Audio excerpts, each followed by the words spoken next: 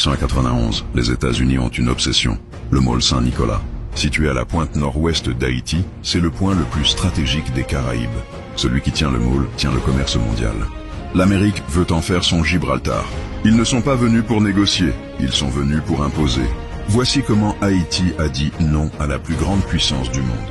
Pour convaincre Haïti, Washington envoie un diplomate hors du commun, Frederick Douglass. Ancien esclave, héros de la liberté aux USA, il est nommé ministre en Haïti. Le gouvernement américain pense que parce qu'il est noir, les Haïtiens vont lui faire confiance et céder le môle Saint-Nicolas. Mais Douglas se rend vite compte qu'il est utilisé comme un pion. Il refuse de trahir la seule nation noire indépendante. Il commence à admirer la fermeté haïtienne.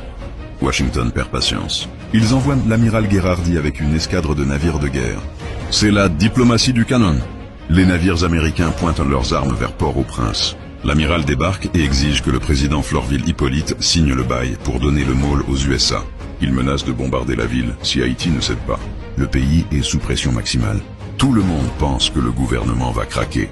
Mais l'Amérique tombe sur un adversaire de taille. Anténor Firmin. Grand intellectuel et ministre des Affaires étrangères, Firmin ne tremble pas. Il répond aux Américains avec une intelligence redoutable. La Constitution d'Haïti interdit de céder une seule parcelle du territoire national.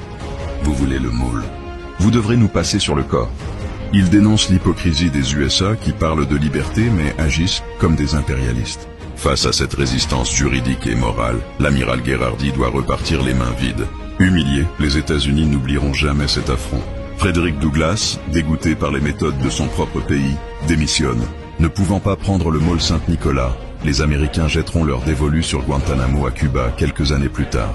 Mais le refus d'Haïti a eu un prix. Les USA ont commencé à isoler le pays économiquement, préparant le terrain pour l'invasion de 1915. Haïti a gardé sa terre, mais elle a gagné un ennemi puissant. Le môle Saint-Nicolas appartient toujours aux Haïtiens. C'est le symbole que la souveraineté n'est pas à vendre, peu importe le nombre de canons en face. Anténor Firmin nous a appris que la plume est parfois plus forte que l'épée. Connais ton histoire pour protéger ton avenir.